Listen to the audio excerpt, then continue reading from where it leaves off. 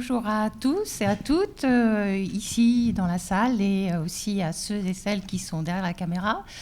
Alors, il me revient de clôturer ce panorama des dispositifs d'enseignement du FLE pour les étudiants, pour les personnes en exil. Alors, j'avoue que je n'avais pas très envie d'être la dernière, mais je dois bien reconnaître à la fin de cette journée que c'est vraiment très, très bien organisé et que c'est très cohérent puisqu'on a commencé ce matin avec l'enseignement en primaire et on finit avec les parcours universitaires. Donc, merci à mes collègues de la section FLE pour cette brillante organisation. Donc, je vais vous présenter un dispositif qui est en place au sein du QF, le QF qui est une composante de l'UGA. Alors, je n'ai pas détaillé ici. Composante de l'UGA, donc qui propose des cours de français, qui est la porte d'entrée en fait pour tous les étudiants étrangers qui viennent étudier à l'UGA. Donc, à ce titre, on propose des cours de français, des cours de langue et des diplômes universitaires. Et c'est dans ce cadre donc, qu'on accueille également les étudiants en exil. Donc, il y a une tradition déjà de longue date de proposer des cours de français pour les étudiants qui arrivent, les étudiants migrants. Mais depuis 2016, donc, on a mis en place ce dispositif DUPAS pour faire face à l'afflux, c'est comme ça qu'on dit habituellement, à l'afflux migratoire, bien que le terme d'afflux est peut-être discutable, mais une forte augmentation en tous les cas de la demande de la part des étudiants qui arrivent en exil. Donc ce dispositif a été mis en place. Il s'agit de proposer des cours à la fois de langue, de culture et de méthodologie universitaire pour permettre à des étudiants donc en exil qui ont été obligés d'arrêter leur parcours d'études de pouvoir le reprendre ici à l'UGA.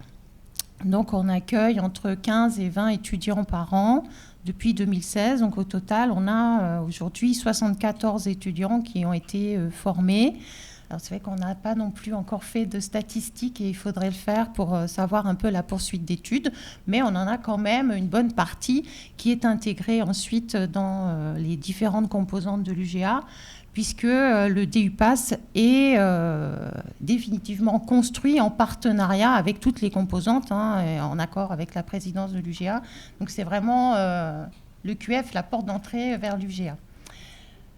La durée de la formation se fait sur 2 semestres pour un total pour l'instant de 384 heures, donc répartis, je vous dis, entre des cours de langue, des cours de technologie, méthodologie universitaire, des cours de langue, de culture et des cours de lexique aussi. Voilà. Donc j'ai mis ici tous nos partenaires parce qu'effectivement, on a des partenaires financiers au niveau de l'UGA, au niveau de la métro, etc., au niveau régional aussi. Et puis, on a des partenaires qui nous aident beaucoup à soutenir le dispositif pour tout ce qui est de l'orientation des étudiants et on va dire, de la recherche de solutions pour tous les problèmes parapédagogiques. Alors, le public qui arrive dans cette formation, c'est un public qui est sélectionné sur différents critères. Donc, le premier critère, c'est quand même un critère de statut, c'est-à-dire que la formation est spécifiquement conçue pour des étudiants en exil, soit demandeurs d'asile, soit réfugiés. Alors, non pas qu'il faille justement montrer sa carte, ses papiers d'identité, c'est pas la question, mais c'est vraiment un dispositif qui est conçu pour des étudiants qui en ont vraiment besoin. Donc, on leur demande le statut à l'entrée. La sélection, c'est évidemment qu'il faut avoir un niveau bac minimum avant de commencer, puisque l'objectif, c'est la poursuite d'études. Donc, niveau bac minimum. On recrute aussi un niveau de français minimum qu'on appelle donc A2 acquis, bien que là, on en parlera tout à l'heure, le niveau de langue, l'évaluation du niveau de langue n'est pas tout à fait standard. Mais en tous les cas, niveau A2 acquis en français. Il faut avoir un projet d'études et puis on fait passer un test de positionnement pour évaluer le niveau de langue et on fait passer un entretien de motivation pour valider le projet d'études.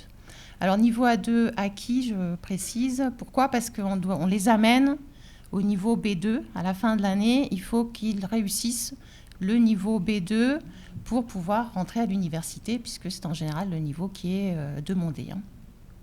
Voilà.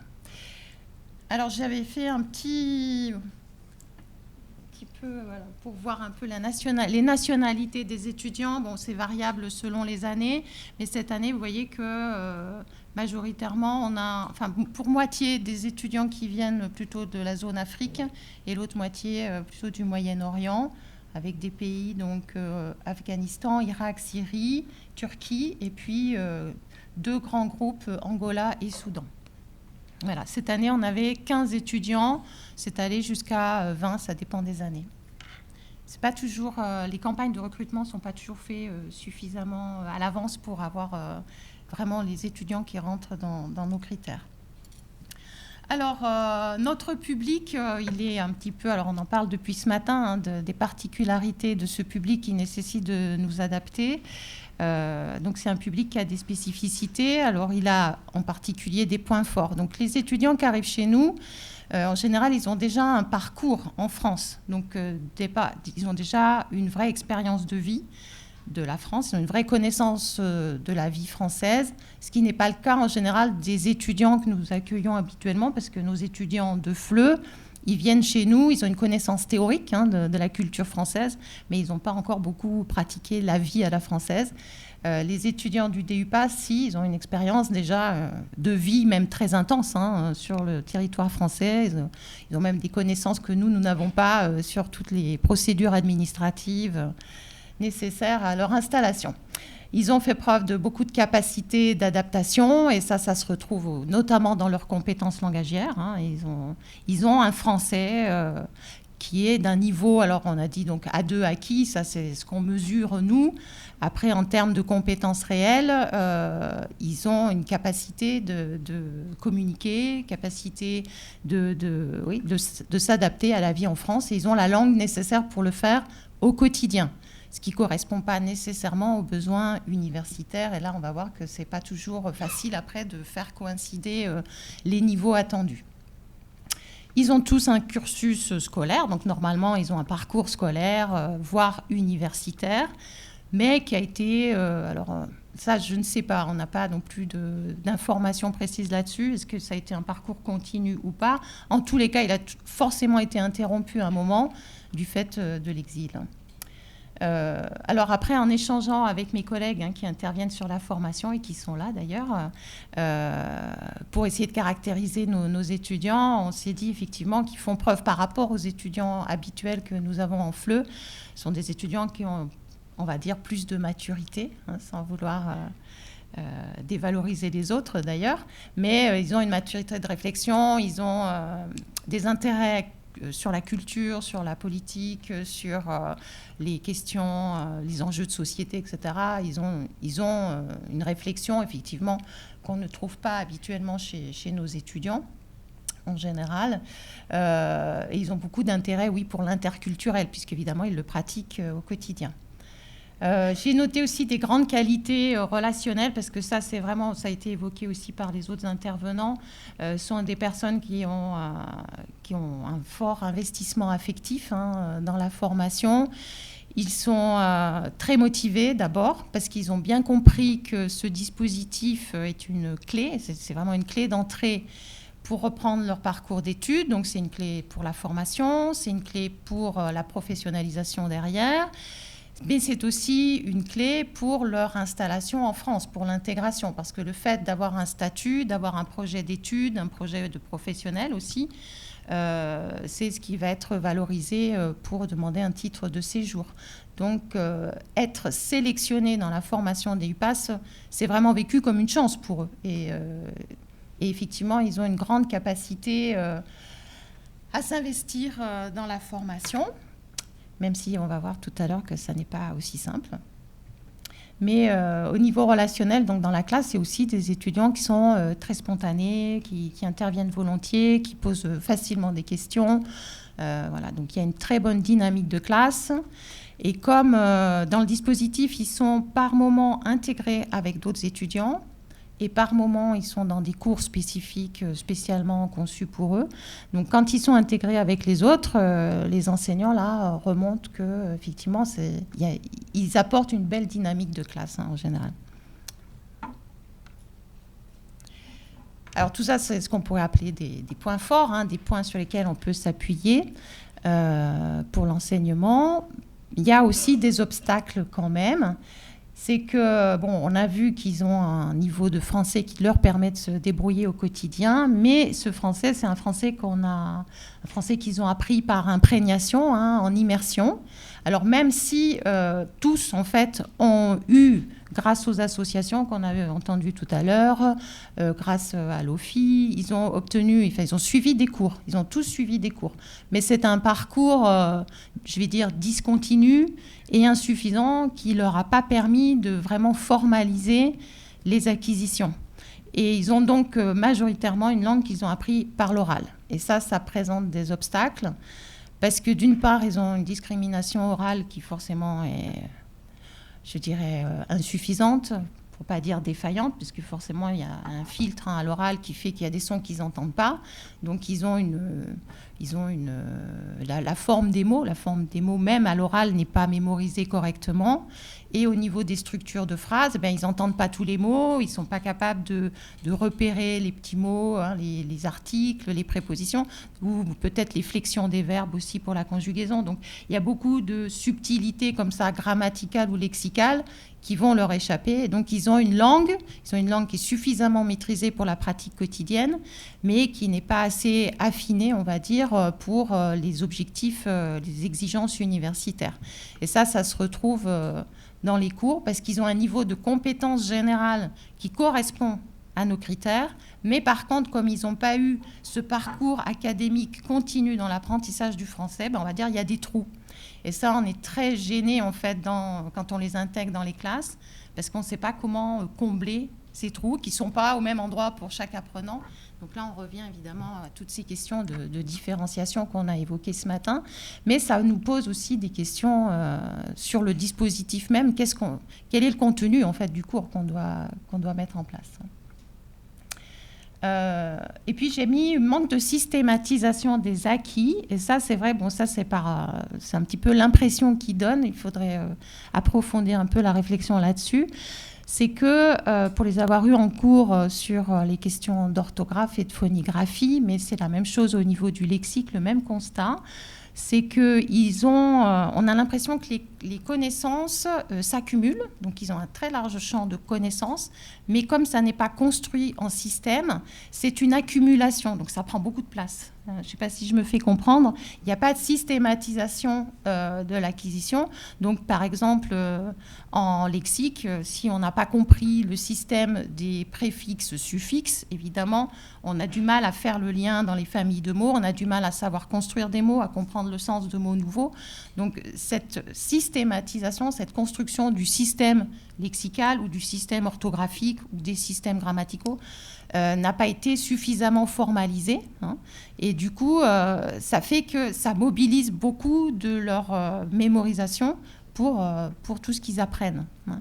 Et ils ont du mal à même en classe, quand on formalise un apprentissage, ils ont du mal après à le réinvestir dans la pratique, hein. C'est vraiment une accumulation de connaissances. Une autre caractéristique qui fait obstacle, ça aussi on a évoqué ça avec les enseignants qui les suivent, c'est quand même, alors bien qu'on n'est pas du tout dans les problématiques d'alphabétisation, hein, ce sont tous des étudiants qui ont déjà l'accès à l'écrit, qui ont déjà un parcours scolaire et universitaire, mais étonnamment, ils ont quand même un rapport à l'écrit qui reste très compliqué. Et la première chose vraiment caractéristique, ils sont très lents à écrire. Donc, ils répugnent à prendre des notes. On voit même plutôt des stratégies d'évitement. Donc, en classe, ils ne savent pas prendre des notes. Donc, ça pose aussi des questions peut-être méthodologiques. Mais en tous les cas, il y a un vrai frein dans l'écriture. J'ai mis aussi, parce que c'est ce qui me préoccupe, mais c'est la conscience orthographique. C'est vrai qu'il y a vraiment un problème, même, on ne parle pas d'orthographe, de la maîtrise de l'orthographe française qui est complexe, mais la capacité à retranscrire phonétiquement des mots, et là aussi souvent défaillantes parce qu'ils n'ont pas cette conscience de décortiquer un mot en syllabes, en phonèmes pour pouvoir les transcrire après. Donc voilà, tout ça c'est vraiment un travail qui est à mener avec eux. Une autre difficulté, c'est ce que j'appellerais donc une culture étudiante fragile, parce qu'on a du mal à faire coïncider nos pratiques universitaires, nos pratiques d'enseignement du FLE ou de méthodologie universitaire avec leur posture étudiante. Hein. Là, il y a un problème peut-être de contrat didactique qui fait que on n'est pas sur les mêmes champs de référence culturelle, et quand on aborde des thématiques, puisqu'on travaille toujours autour de thématiques, c'est toujours difficile de savoir quelle thématique aborder. Alors il y a des thématiques évidemment qui sont souvent celles qu'on aime particulièrement en cours de FLE et qui vont tomber complètement à plat avec eux parce que ça ne les intéresse pas, ce n'est pas du tout dans leur champ de préoccupation. Hein. Alors tous les sujets autour du livre numérique, par exemple, bon, ça ne les intéresse pas du tout. Mais même quand on va aborder d'autres sujets, là on avait le cas justement dans un sujet d'examen, on aborde le sujet du voyage, bon, raconter un voyage. Bon, nous, on parle du thème voyage en pensant tourisme, et eux, ils entendent exil, évidemment. Donc, on n'est pas sur les mêmes champs référentiels. Voilà. Après, il y a bien sûr toute la question des thématiques plus sensibles hein, sur l'immigration. Est-ce qu'on aborde ce sujet en classe ou pas? Bon, il y a toute cette question des références culturelles. Alors, j'ai dit au début que comme ils ont vécu à la française, ils sont en France, donc ils ont une expérience de la culture française, mais ils n'ont pas forcément la compréhension de tout de l'intérieur, quoi. Et donc ils ont des cours pour ça, ils ont un cours de culture française. Et d'après ce qui ressort en échangeant avec eux, c'est vraiment un cours qu'ils apprécient particulièrement parce que justement ça leur donne des clés et ils comprennent bien tout ce qui est notre système politique, etc. Donc ça c'est très important pour eux. Autre chose, donc, la méthode de travail. Effectivement, alors on va en parler tout de suite après, mais on a le sentiment qu'ils ont du mal à planifier le travail, à s'organiser. Bon, à l'université, on a quand même, normalement, on s'appuie sur une grande autonomie de travail de la part des étudiants. Bon, eux, ils sont censés avoir un statut étudiant. Ils ont tous au minimum le baccalauréat. Mais pourtant, on voit que le travail étudiant tel qu'on l'entend, nous, est difficile à mettre en œuvre pour eux. Donc, planification du travail, rendu des devoirs, même comprendre une consigne. En fait, le travail autour de la compréhension de consigne est très difficile. Ils ne comprennent pas la finalité, en fait. C'est-à-dire qu'ils sont toujours très volontaires, très déterminés. Ils vont faire le travail qu'on leur demande de faire. Ils vont faire les exercices. Ils vont comprendre un peu ce qu'on essaye de mettre en place. Mais quand c'est le moment de réinvestir, ils vont repartir avec eux leur façon de faire à eux. Ils ne réutilisent pas les outils qu'on essaye de leur donner. Donc ça, c'est vraiment une difficulté qu'on rencontre. C'est pour ça que je parle de contrat didactique qui n'est peut-être pas toujours très clair pour eux. Voilà. Et puis bon, ça on l'a évoqué déjà depuis ce matin, mais c'est vrai qu'ils sont dans un contexte de vie qui les met en instabilité quand même assez permanente, même si en rentrant au DUPAS, ils ont un projet sur l'année universitaire, avec en plus un projet d'intégration derrière à l'université. Donc, on rentre dans un projet à moyen et long terme, mais ça ne suffit pas à stabiliser leur statut, en tous les cas pour le temps où ils sont au QF, parce que je pense qu'une fois qu'ils seront vraiment étudiants à l'UGA, ils ont là un vrai statut étudiant. Mais pour aujourd'hui, le DUPAS, c'est un diplôme universitaire qui est en passe d'être reconnu, ça j'en parle là tout à l'heure, mais jusqu'à aujourd'hui, en tous les cas, c'est un diplôme qui n'ouvre pas de droit spécifique étudiant, c'est pas une carte étudiant qui permet de bénéficier de ce statut-là, donc ça ne donne pas un statut assez solide. Hein. Et c'est vrai qu'ils se rencontrent donc les problèmes de logement, les problèmes de demande d'asile qui sont déboutés, voilà, et toutes sortes de contraintes liées à leur statut qui fait qu'ils ont des rendez-vous à assumer à droite, à gauche, et qui nous conduisent à pas mal d'absentéisme aussi, même si ils sont quand même ils sont très investis dans leur formation, mais il y a quand même un moment où on doit aussi regretter pas mal d'absentéisme. On a noté aussi là sur cette session quand même un découragement en cours de deuxième semestre, justement, avec les difficultés à s'inscrire à l'université, à trouver comment les modalités d'inscription. Enfin, c'est assez complexe, hein, tout ce dossier-là. Et donc, entre ça, les difficultés de réussir, l'impression de ne pas réussir assez dans l'avancement, les progrès en français. Donc tout ça, ça a conduit à un certain découragement à un moment donné du semestre, mais qui est levé depuis la remise des diplômes. Voilà. Je note aussi le problème de l'évaluation, parce que ça, bon, on l'a évoqué ce matin avec Marion Avrier, et c'était très intéressant d'ailleurs ce qu'elle a dit. On a un parcours qui est mis en place et qui est normalement conçu un petit peu sur mesure pour ces étudiants, pour répondre à leurs besoins spécifiques. Mais à terme, l'examen final, c'est un examen qui est... Alors déjà, pendant le cursus, ils sont en partie intégrés dans les cours de langue d'un autre diplôme universitaire, donc ils sont avec d'autres étudiants. À ce titre, ils sont évalués sur le même plan. Ils sont évalués par des enseignants qui n'ont pas de disposition particulière pour ces étudiants-là. Donc, c'est vrai qu'en général, ils n'obtiennent pas de très bonnes notes, ce qui fait le découragement que j'ai évoqué juste avant. Mais pour l'évaluation finale, c'est la même chose. On a un examen qui est commun à tous nos étudiants. Et ça conduit à un questionnement. C'est qu'on fait un parcours. Alors, Marion disait ce matin, effectivement, on fait un parcours personnalisé. Il faut une évaluation personnalisée. C'est vrai. Sauf que la finalité de ce diplôme, c'est quand même de rentrer dans le cadre universitaire qui, lui, va être après un diplôme reconnu nationalement avec des critères uniformes. Hein. Donc, voilà, bon, ça, c'est une question qui est à débattre. Voilà. Je trouve que, par ailleurs, enfin, on trouve d'ailleurs avec mes collègues, qu'ils ont beaucoup de compétences, sont des étudiants qui sont d'une grande richesse et qu'on ne sait pas assez valoriser ces richesses en termes de... Bon, on les utilise dans les cours, hein, on s'appuie beaucoup sur leurs compétences dans les cours.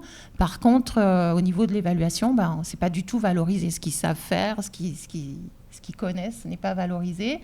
Et inversement, les modalités d'évaluation qu'on emploie conduisent à évaluer une performance et non pas une compétence. Et ces performances vont être liées justement à des problèmes de compréhension de consignes, enfin, vous voyez, des choses qui sont liées vraiment à la méthodologie d'évaluation et non pas à la compétence elle-même. Je me dépêche. Donc tout ça, ça amène forcément à se poser beaucoup de questions. L'évaluation est vraiment problématique, à mon avis, pour ce public-là. Je remets le poids de la note qui décourage. Donc, nos objectifs, du coup, suite à tous ces constats, le premier objectif, c'est de faire évoluer notre maquette de cours, puisque le DU Pass va être désormais reconnu au niveau national en tant que DU passerelle pour étudiants en exil. Et cette reconnaissance nationale va ouvrir des droits, en particulier au niveau du Crous, pour avoir droit à des bourses et à des logements. Donc, c'est très important de rentrer dans ce cadre-là. Alors, on profite de ce changement obligatoire pour renforcer le dispositif en termes d'heures de cours. Donc là, on va passer à... pas du double, mais pas loin. Hein. On va monter à près de 600 heures de cours. On va renforcer beaucoup en cours de langue, on va renforcer les cours de lexique, les cours de culture. Et puis, on va essayer donc de mettre en place un règlement des études pour bien, on va dire, expliciter le contrat didactique et essayer de lutter un peu contre l'absentéisme. L'intégration dans les cours a été beaucoup discutée. Les étudiants nous ont fait remonter qu'ils n'apprécient pas d'être intégrés dans les autres cours, étonnamment, et oui. Et alors, je pense que c'est parce que cette année, j'avais essayé de faire une intégration perlée, donc de les mettre simplement par 1 ou 2 maximum dans les classes. Et finalement, là où l'intégration s'est le mieux passée, c'est quand ils étaient au moins 4 ou 5. Donc, je pense qu'il faut faire une intégration groupée. Voilà. Et puis là, on va aussi, dans le nouveau dispositif, renforcer les débuts d'intégration avec les autres composantes pour qu'ils puissent voir la finalité de la formation directement pendant le temps de formation. Bon, je passe peut-être là sur au niveau des contenus, ce qui serait prioritaire à travailler. Mais on s'est dit, donc, bon, évidemment, la phonétique, le lexique, et systématiser, s'entraîner, vraiment systématiser les acquisitions, montrer vraiment la construction du système. Ça paraît vraiment important. Avec nos collègues, on s'est dit aussi qu'il faut vraiment qu'on insiste beaucoup sur l'écriture. Il faut les faire écrire et il faut être très cadrant, je pense, parce que, ah oui, du coup, je ne vais pas arriver...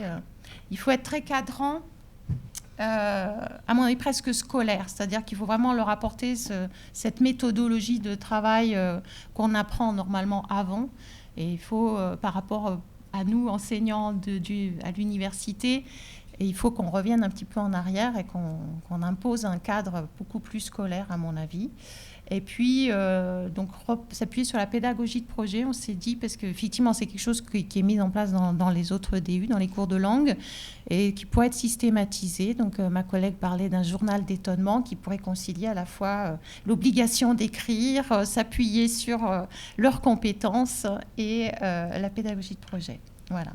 Alors, pour conclure, c'est un public donc, qui fait preuve d'une détermination et d'un positivisme incroyable, qui va donc pouvoir bénéficier de ce nouveau dispositif sur le plan national, et ça va permettre sans doute de lisser un certain nombre de difficultés, je pense. Ça nous amène à nous questionner, parce qu'évidemment, ça nous remet en question sur nos habitudes d'enseignement en centre universitaire, parce que nous, on a l'habitude de travailler avec un public très homogène, avec un parcours qui est très calibré, niveau par niveau, selon le CECRL. Là, on a des personnes qui ne rentrent pas dans nos cases, en fait. Alors, c'est vrai qu'il faut avoir une ouverture et se poser des questions sur notre pratique enseignante. Et puis, il y a l'encadrement, c'est là que je parlais de partenariat. Donc, c'est pour ça que cette journée en particulier est très intéressante, parce que ça permet de voir tous les gens avec qui on peut travailler sur toutes les questions qui entourent l'enseignement et qui sont quand même très, très prégnantes au niveau de nos étudiants. Donc, tout ce qui concerne le logement, l'orientation, tous les problèmes auxquels ils ont à faire face. Voilà, je vous remercie.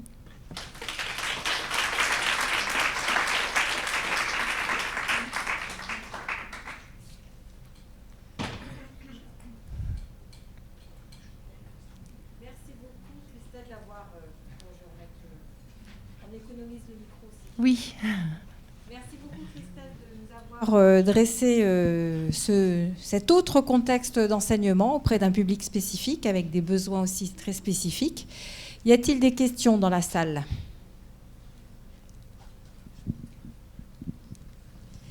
J'avais une question sur la diapo, sur les évaluations, en fait. Quel type d'évaluation ils passent ? Est-ce que c'est à la fin une évaluation juste pour voir s'ils ont acquis le niveau B2, justement, ou c'est d'autres types d'évaluations ? Alors, il y a tout un dispositif d'évaluation dans la maquette. Il y a du contrôle continu qui est fait dans les cours de langue. Mais à la fin, pour obtenir le diplôme, effectivement, il faut valider donc, le DUEF B2, qui serait l'équivalent. Vous connaissez mieux le DELF, mais au niveau universitaire, on a donc le DUF qui est l'équivalent au niveau CECRL en termes de niveau. Donc voilà, il faut valider ce niveau-là. En plus de ça, il y a donc des examens terminaux dans les cours spécifiques qu'ils reçoivent. Donc là, ces évaluations-là sont faites vraiment sur mesure pour eux. Le plus difficile pour eux, c'est la validation des cours du DUF, qui sont donc les compétences langagières, compétences culturelles aussi, et donc les compétences langagières, les compétences culturelles et les compétences lexicales, qui sont évaluées là vraiment à titre standard dans notre dispositif universitaire. François ?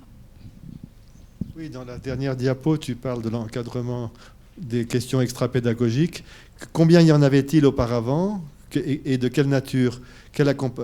Parce que ce qui m'avait frappé dans d'autres dispositifs qui ont été présentés aujourd'hui, c'est que justement cet accompagnement extra-pédagogique était prévu, était même parfois fort, ou même parfois plus fort, fort. Et là, donc, je voudrais savoir qu'est-ce qu'il y avait. Est-ce qu'il y avait des profs, donc, ou d'autres personnels d'ailleurs, qui avaient du temps payé pour s'occuper des questions, pour aider les gens dans les questions de logement, d'orientation. Puis ça peut être beaucoup plus large aussi, l'accompagnement extra-pédagogique. Alors, au sein du QF, à vrai dire, il n'y avait pas... Ces questions-là, au départ, n'avaient pas été anticipées. Alors, la question de l'orientation, On pensait que ça allait être pris en charge au niveau du CIO.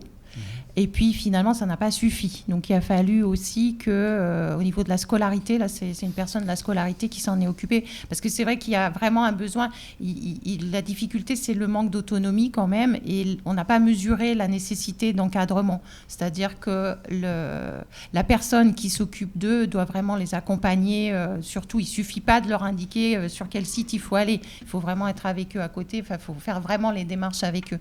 Donc ça a été très, très prenant. Et c'est vrai que on n'avait pas attendu autant d'investissement. Oui. Mais c'était une personne qui était chargée de cet accompagnement ? Alors l'année dernière...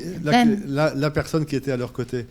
Oui, c'était une personne. C'était la responsable de la scolarité. Alors elle n'était pas chargée exclusivement de ce public-là, mais c'est elle qui s'en est occupée, oui. D'accord. Voilà. Les questions de logement, ça je l'ai mis. Pour l'instant, on ne s'en occupe pas, même si c'est vrai que forcément, on est questionné. Ce sont des personnes qui sont dans une grande demande quand ils ont des problèmes. Donc forcément, on est concerné et on essaye aussi de trouver des solutions. Donc on est en lien avec le Crous pour ça. Et puis on a au QF, on a quand même un service de logement pour nos étudiants. Donc voilà, qui est normalement efficace, mais c'est un logement payant. Donc là, on cherche des solutions gratuites et c'est plus compliqué.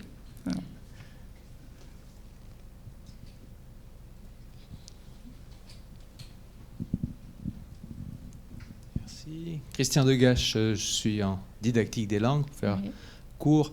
J'ai été étonné par un des aspects du diagnostic initial. Vous avez dit qu'une des caractéristiques du public, c'était une faible capacité de discrimination phonologique. Or, il me semble qu'en général, c'est une des caractéristiques, un des apports positifs de l'immersion. Et les contacts multiples en différentes situations développent cette capacité de discrimination in situ.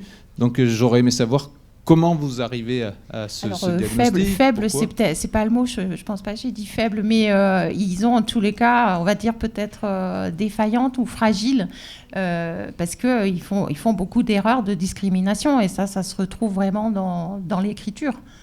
Ça se retrouve vraiment dans l'écriture, ils confondent les sons. Ouais. Alors après, on peut faire des statistiques, mais effectivement, il y a un problème de discrimination. C'est pas un problème de compréhension, parce que effectivement, en termes de compréhension, ils ont une très bonne compétence. Mais par contre, au niveau de la on va dire, la compétence, phonologique et orthographique, de reconnaître le son et de pouvoir le retranscrire, là il y a un problème.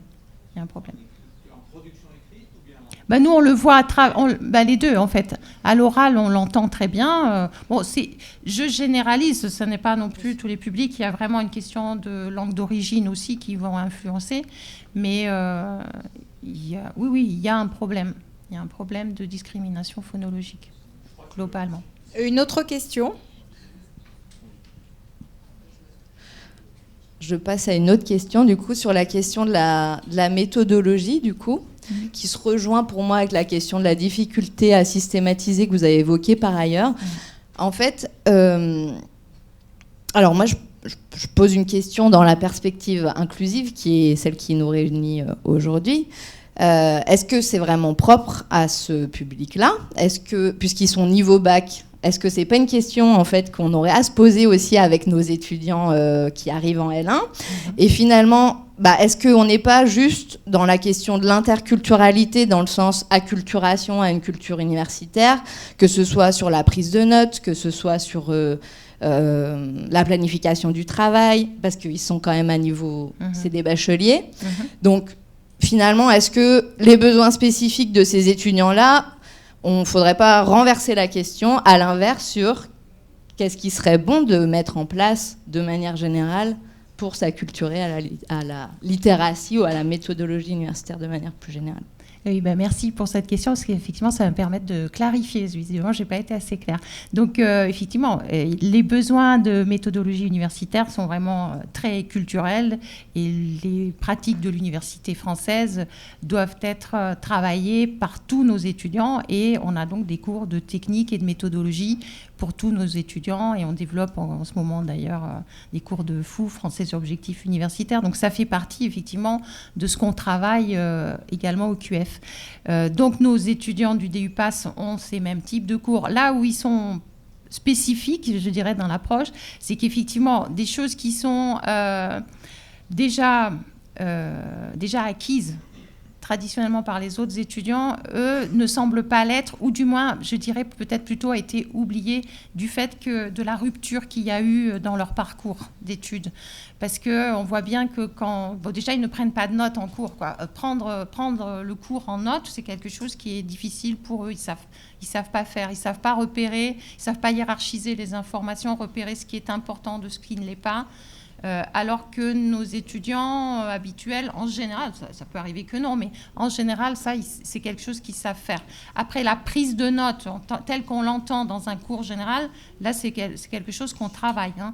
Mais voilà, nos étudiants, typiquement du DUPAS, on en parlait avec mes collègues, quand on écrit quelque chose au tableau, voilà, traditionnellement, les étudiants recopient ce qu'on a écrit au tableau. Eux, non. Voilà. Donc ça, c'est la première chose. Après, le deuxième aspect que j'ai souligné tout à l'heure, c'est que dans les apports méthodologiques, puisqu'ils ont un cours de français sur objectifs universitaires, dans lequel on travaille comment on construit un texte argumentaire, par exemple. Donc, on travaille toute cette méthodologie. Ils font tous les exercices, ils les appliquent très bien, ils sont très bien. Et puis, quand on va leur donner le sujet, eh bien, ils abandonnent on a l'impression que toute la méthodologie qu'on a travaillée est oubliée, et ils ont une question, donc ils y répondent. Voilà, sans reprendre ce qui a été travaillé. Oui. C'est dans ce sens-là que je dis qu'il y a... ils n'ont pas cette culture, on a l'impression qu'elle ne s'ancre pas, en tous les cas, et qu'il faut répéter. Je pense que c'est lié au fait qu'ils ne comprennent pas la finalité. Je pense que c'est vraiment une question de finalité. Ça rejoint complètement les recherches qui ont été faites sur la question de la culturation, pas seulement pour les étudiants étrangers, oui, mais également en fait pour des étudiants en début de cursus, en fait. C'est le rapport à la connaissance, à la question des consignes, de l'implicite des consignes. Enfin, pour moi, on est vraiment en fait dans cette... C'est juste que ça se voit un peu moins avec nos étudiants, où on a un peu moins l'habitude de le prendre en compte, en fait, je pense. Voilà. Une autre question, Dominique, tu voulais ? Oui, je voulais juste faire une observation par rapport à ce problème de phonologie là que tu... Je pense que j'ai un problème en classe justement qui se rapproche à ça avec mes élèves africains francophones, et je pense qu'en fait c'est des gens qui ont pris l'habitude de parler le français d'une certaine manière, et ils ont fossilisé ces erreurs phonologiques, et pour le passage à l'écrit, ça remet en cause tout ce qu'ils ont acquis en oral, qu'ils maîtrisent d'ailleurs avec facilité. Et c'est la difficulté, en fait. Je crois que c'est ça, en fait, le problème. Ah ben absolument, oui. Il y a les deux niveaux. C'est qu'il y a des confusions de sons qui persistent, effectivement, qui sont fossilisées. Et après, dans le passage à l'écrit, soit on retrouve ces confusions, soit il y en a d'autres qui se greffent dessus. Mais inversement, le passage à l'écrit devrait, à mon sens, pouvoir les aider à enregistrer la forme correcte du mot. Voilà. Et sinon, ma question, c'était, est-ce qu'il y a d'autres DUPAS qu'à Grenoble ? Oui. Alors, il y a dans quasiment tous les centres universitaires mettent en place un dispositif d'accueil des étudiants en exil. Cependant, on est... il me semble, et je n'ai pas révisé avant de venir, j'aurais dû, seulement 2 centres à avoir vraiment un dispositif DU passerelle pour l'instant. Les autres centres, en général, accueillent ces étudiants dans les DUEF, donc, que j'ai mentionné tout à l'heure, qui sont les diplômes universitaires d'études françaises, qui sont mis en œuvre dans tous les centres universitaires.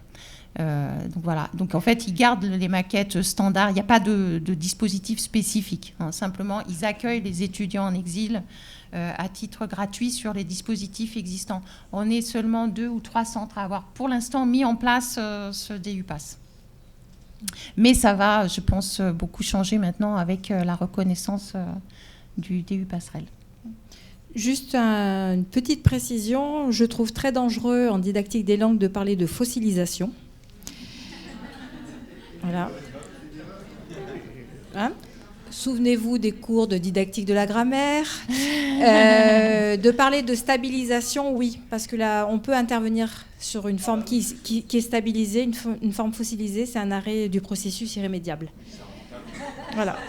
Donc, non, mais c'est dans nos pratiques aussi quotidiennes et notre posture d'enseignante, hein, de pouvoir qualifier quelqu'un qui a atteint un stade. Non, j'ai pas parlé de fossilisation pour une personne, mais je trouve ça un petit peu dangereux de condamner la personne à un stade d'apprentissage. Non, d'accord. Mais par contre, c'est vrai que ça génère quand même beaucoup d'instabilité au niveau à la fois de la compréhension et de l'écrit, de l'entrée dans l'écrit. Mais je te rejoins en disant que justement, quand on travaille sur la forme qui apparemment est stabilisée, quand tu travailles avec l'écrit, tu peux revenir justement remonter sur plutôt le rapport essayer de passer par l'inverse. Ouais. Voilà.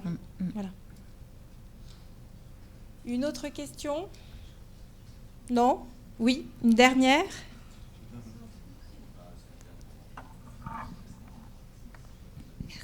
En fait, c'était une question technique. En amont, comment les étudiants arrivent-ils chez vous ? Est-ce qu'ils font une demande eux-mêmes ou est-ce qu'ils sont envoyés par la mission locale, par l'OFPRA, comment ils arrivent ? Est-ce qu'ils payent des droits d'inscription ? Ah non, alors justement, non.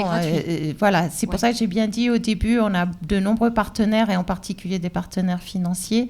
La formation est gratuite pour les étudiants. Ouais. Et ensuite, ces étudiants sont également inscrits gratuitement à l'UGA dans les formations qui vont suivre ensuite les formations universitaires. Donc ça, c'est entièrement pris en charge. Comment ils arrivent chez nous ? Je ne sais pas par quel canot exactement. Effectivement, on a... alors, moi, c'est la première année que je coordonne le diplôme. Donc, cette année, on n'a pas fait de campagne de recrutement. Et voilà, on a quand même chez nous une liste d'attente de personnes qui attendent des cours. Parce que, comme je disais au début, il y a aussi des cours de langue qui ne sont pas ce dispositif spécifique. Donc, on a déjà une liste de 80 personnes pour l'instant qui attendent des cours de langue chez nous. Donc, on a déjà ce vivier. S'ils ont le niveau suffisant, on peut leur proposer la formation. Ensuite, ils arrivent parfois par le bouche à oreille, déjà, par des étudiants qui sont passés par là et qui en font profiter les personnes qui peuvent être concernées. Et puis, par les associations, par le Greta, voilà. Merci beaucoup, Christelle. Avec plaisir.